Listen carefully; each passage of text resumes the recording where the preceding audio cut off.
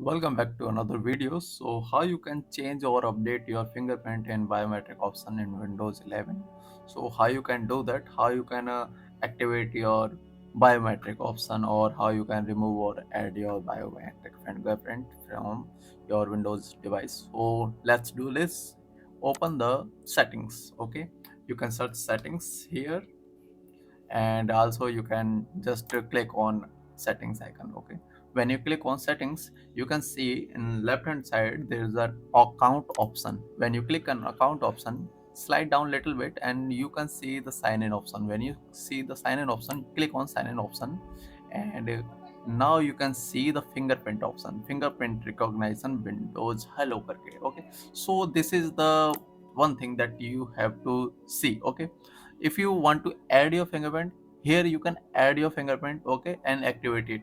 And one more thing, that your hardware is must be compatible.